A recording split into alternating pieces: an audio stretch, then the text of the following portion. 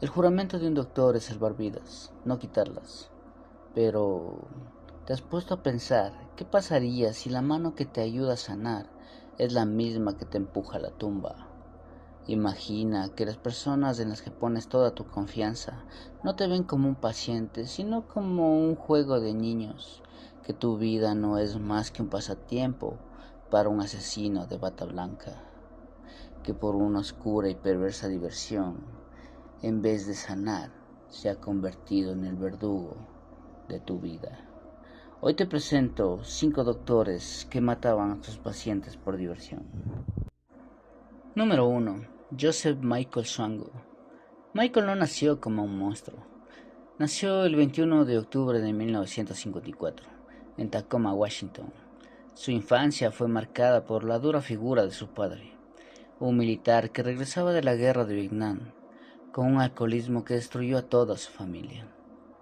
Swango creció con un poco contacto con su padre y un apego casi demasiado obsesivo con su madre, lo que para muchos expertos sembró la semilla de sus futuros problemas. A pesar de su difícil niñez, Swango era un estudiante brillante. Se unió a la infantería de marina, donde se destacaba en el entrenamiento físico, y luego se graduó con honores en química. Su camino parecía llegar a la grandeza. Sin embargo, en la escuela de medicina, los primeros susurros comenzaron a circular. Sus compañeros de clase lo apodaban Doble Cero Swango, porque para ellos parecía tener una licencia para matar. Swango mostraba una fascinación inquietante por la muerte y por los pacientes moribundos. Para muchos, eso era solo una excentricidad, pero pronto los pacientes que él atendía en las rotaciones clínicas empezaron a morir de forma inexplicable. El primer rastro de muerte de Swango se materializó en el centro médico de la Universidad de Ohio. Las enfermeras notaron que los pacientes sanos que se recuperaban bien de repente sufrían alguna recaída y morían en todos los casos. Michael era el médico de turno. Una enfermera valiente incluso lo vio inyectando una sustancia desconocida a un paciente que luego falleció. A pesar de las advertencias, el hospital no hizo nada, temiendo una demanda. Después de ser despedido, regresó a su ciudad natal de Quincy, Illinois, donde su juego se hizo más abierto. Trabajando como paramédico, envenenó a varios de sus colegas, mezclando arsénico en su café y comida. Fue capturado y condenado a 5 años de prisión, pero incluso eso no detuvo su macabro apetito. Tras salir de la cárcel, Michael cambió su nombre y su apariencia. Se convirtió en un fantasma para muchos, saltando de estado en estado, consiguiendo trabajos en hospitales, al falsificar su historial. Durante años nadie se dio cuenta de que un asesino en serie estaba trabajando como médico entre ellos. Sus víctimas seguían muriendo misteriosamente. La red se cerró lentamente, gracias a personas valientes que se negaron a callar. La primera fue la madre de su prometida, Sharon Cooper, quien sospechó que Swango estaba detrás del suicidio de su hija. Su insistencia y las conexiones que hizo con las autoridades de los hospitales finalmente pusieron al FBI sobre el rastro del asesino. Acorralado, Swango huyó de los Estados Unidos. Se escondió en Zimbabue, donde continuó su juego macabro, pero incluso allí su sombra no pasó de ser percibida. Un médico local, el doctor Michael Cotton, sospechó que Swango estaba envenenando a sus pacientes. Con la ayuda de un patólogo, el doctor Stanford Matthew, obtuvieron pruebas del arsénico en las víctimas. Finalmente, la ley le pisó los talones a Swango. Fue arrestado en 1997 en el aeropuerto de Chicago. Al ver que no tenía salida, se declaró culpable. La evidencia más escalofriante se encontró en sus diarios, donde describía la euforia y el placer que sentía al ver a sus pacientes morir. Michael Swango fue condenado a 3 cadenas perpetuas consecutivas, sin posibilidad de libertad condicional. Hoy, a sus 70 años, él sigue vivo, pero encarcelado de por vida en la prisión de máxima seguridad ADX Florence en Colorado. Su historia es un escalofriante recordatorio de que a veces el verdadero terror no está en la oscuridad, sino en la bata blanca de quienes nos juran salvar nuestras vidas. Número 2. Herman Webster Mudgett. Nació el 16 de mayo de 1861 en un pequeño pueblo de New Hampshire. El pequeño joven era un enigma. Un joven muy brillante, con una inteligencia fría como el hielo y una fascinación por la anatomía humana. Pero detrás de esa fachada de un futuro médico crecía una mente de depredador, de un animal. A diferencia de otros niños, no buscaba jugar, sino que él diseccionaba a los animales, un macabro presagio del apetito que lo consumía más adelante. En su interior se formaba una crueldad infantil en el momento. La moralidad no era más que un concepto aburrido que él se negaba a entender. Tras graduarse de la Facultad de Medicina, Mudgett se mudó a Chicago y se convirtió en H. Holmes, un nombre que resonaría como un susurro en la oscuridad. Con una astucia sin igual, construyó un enorme edificio de 3 pisos, conocido hoy como el Castillo de la Muerte. Pero no era un simple hotel, era un laberinto diseñado con pasillos que no llevaban a ninguna parte, puertas que se cerraban desde el exterior, habitaciones sin ventanas y escaleras secretas.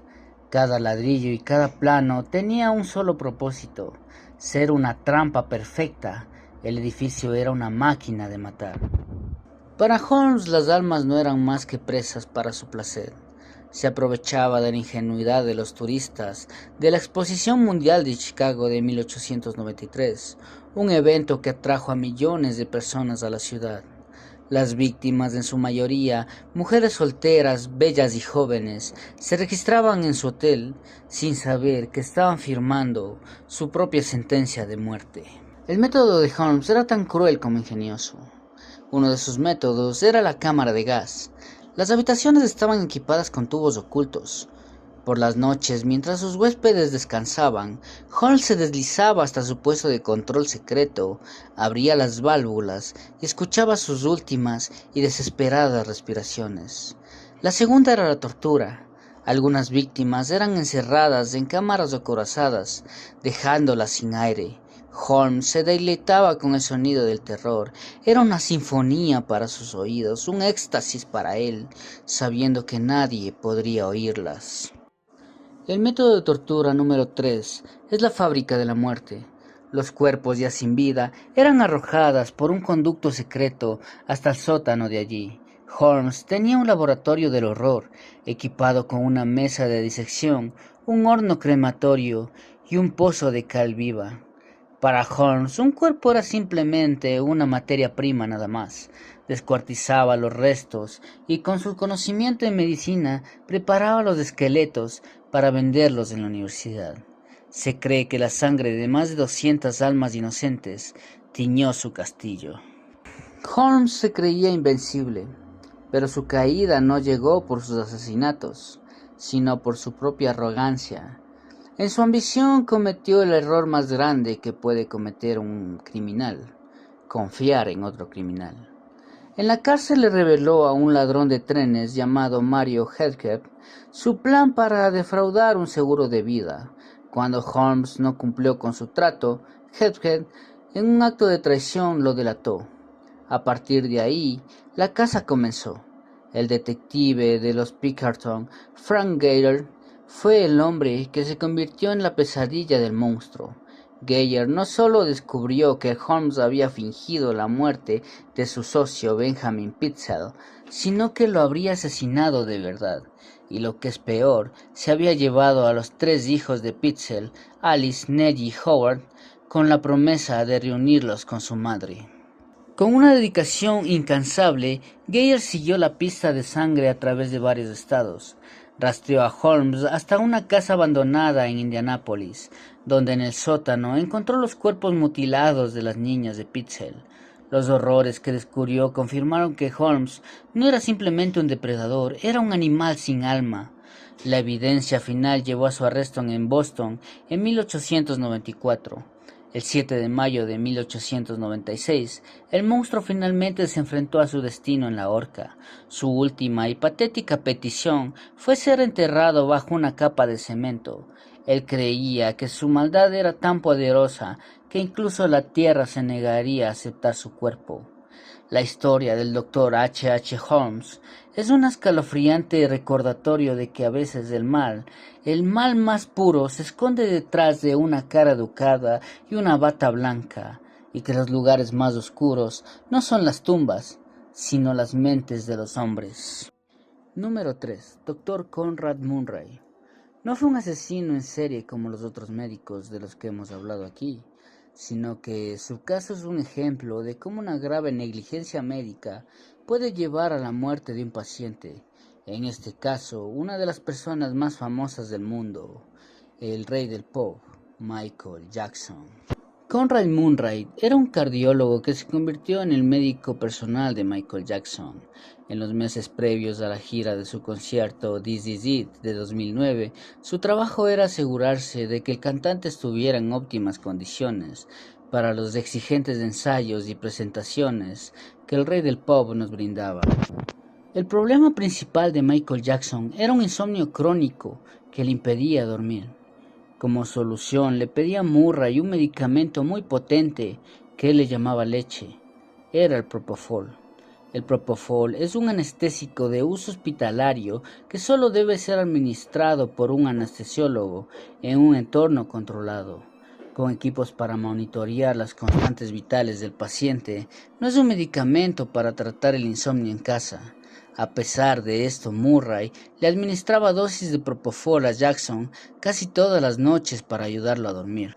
En la mañana del 25 de junio del 2009, después de una larga noche de insomnio, Jackson le suplicó a Murray por leche. Murray cedió y le inyectó una dosis de Propofol. Luego se ausentó de la habitación para ir al baño. Cuando regresó encontró a Jackson sin pulso y sin respirar. Los intentos para reanimarlo fallaron y el rey del pop fue declarado muerto. La investigación posterior a la muerte de Michael Jackson reveló que la causa fue una sobredosis de Propofol junto con otros sedantes. La policía centró su atención inmediatamente en el Dr. Murray. Durante el juicio, los fiscales argumentaron que Murray cometió una negligencia extrema al administrarle un poderoso anestésico a Jackson en su casa, sin el equipo de monitoreo necesario y sin buscar ayuda a tiempo. La defensa, por su parte, afirmó que Jackson se había autoadministrado la dosis fatal. El jurado no creyó la versión de la defensa. En 2011, Conrad Murray fue declarado culpable de homicidio involuntario y condenado a 4 años de prisión. Fue liberado en 2013, después de cumplir aproximadamente la mitad de su condena. Cabe recalcar que tras la muerte de Michael Jackson, empezaron a haber demasiadas historias, ya que unos días antes de su muerte, Michael Jackson estaba un poco eufórico. Decía que lo seguían y decían que alguien lo iba a matar. Así que puedes sacar tus propias conclusiones. ¿Fue un asesinato o una mala negligencia médica? Número 4. El caso del Dr. Christoph F. Este es un caso de los más perturbadores de la historia recientemente en Polonia, ya que involucra a un profesional médico que utilizó su posición de poder para cometer crímenes atroces en el lugar donde se suponía que la vida era sagrada, en un quirófano. No se conocen mucho los detalles de la vida temprana de Christoph F. Su nombre completo no fue revelado para proteger la identidad de su familia. Era un anestesiólogo en el Hospital Universitario de Cracovia, Polonia, una posición que le daba un control absoluto sobre la vida y la muerte de sus pacientes. Aparentemente era un profesional respetable, pero en su interior se escondía un motivo oscuro, una profunda indiferencia por la vida. Sus crímenes se cometieron entre 2004 y 2006. Christoph F. fue acusado y finalmente condenado por el asesinato de 3 pacientes, inyectándoles medicinas letales durante y después de la cirugía. Se cree que su motivación no era económica, sino era un sentimiento y frustración profesional y personal que él tenía, lo que le llevó a un profundo desprecio por la vida de sus pacientes. Sus crímenes parecían ser actos impulsivos y aleatorios, motivados por su impulso sádico. Otro de sus crímenes salió a la luz gracias a un médico forense del hospital, quien comenzó a sospechar de un patrón en las muertes de pacientes que aparentemente no tenían complicaciones. A diferencia de otros casos donde las pruebas eran difíciles de encontrar, el forense pudo demostrar que los pacientes habían recibido inyecciones de relajamientos musculares o de potasio después de sus cirugías. Estos medicamentos paralizaban el cuerpo y detenían el corazón si se usan sin el equipo de soporte vital necesario. La evidencia apuntó directamente a Christophe F., ya que él era el anestesiólogo en las cirugías de todas las víctimas. Su arresto en 2006 conmocionó a la comunidad médica y a todos en Polonia. El juicio contra el Dr. Christophe F. fue un proceso largo y complejo que atrajo la atención de todo un país. En 2009 fue declarado culpable de los asesinatos y condenado a cadena perpetua. La Corte determinó que sus acciones fueron conscientes y motivadas por un total desprecio por sus víctimas. Actualmente, el Dr. Christophe F. cumple su condena en una prisión en Polonia, un final para un doctor que utilizó sus conocimientos para cometer crímenes en el mismo lugar donde se suponía que debía sanar. Número 5. Dr. Niels Ogel. Ogel nació en 1976. Era un enfermero alemán. Su vida parecía muy normal. Su padre también trabajaba en el sector de la salud, y Ogel siguió sus pasos. Trabajaba en varios hospitales, primero en Oldenburgo y luego en el Delmenhorst. Aparentemente era un profesional competente y a menudo se le veía como un colega simpático. Sin embargo, detrás de esa fachada se escondía una motivación siniestra y una profunda patología. Sus crímenes se cometieron entre 2000 y 2005. Ogel fue acusado y condenado por el asesinato de 85 pacientes, pero los investigadores creen que el número real de las víctimas sería mucho más alto. Se estima que podría haber matado a más de 200 personas. El método de Ogel era tan frío como calculador. Inyectaba a sus pacientes dosis letales de medicamentos como la agmalina o la lidocaína. Estas drogas, usadas en cardiología, provocaban paros cardíacos casi de inmediato. Pero Ogel no lo hacía para ver a sus pacientes morir. Su verdadero objetivo era el poder y la admiración. Él esperaba pacientemente a que los pacientes entraran en crisis para luego intentar salvarlos. Buscaba ser visto como un héroe por sus colegas cuando lograba reanimar a un paciente. El problema era que sus intentos de reanimación fallaban casi en la mayoría de sus casos, dejando un rastro de muerte inexplicable.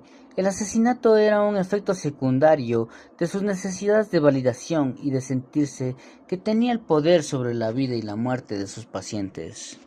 Las primeras sospechas surgieron en 2005, cuando una enfermera vio a Ogel inyectando a un paciente que no necesitaba medicación.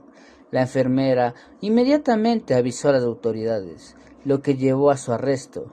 Inicialmente, Ogel solo fue condenado por intento de asesinato.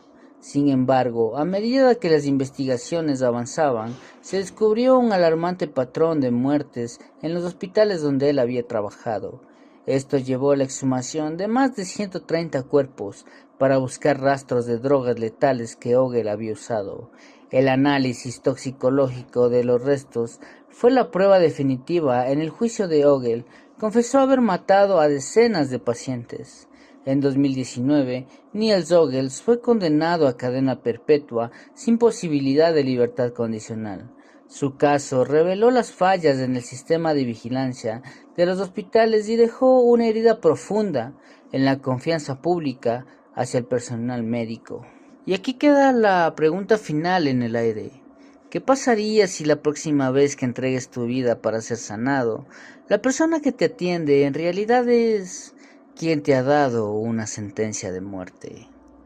Si el video te gustó, por favor dale like y suscríbete. Te agradezco mucho por llegar al final de este video y que tengas una bonita y aterradora noche.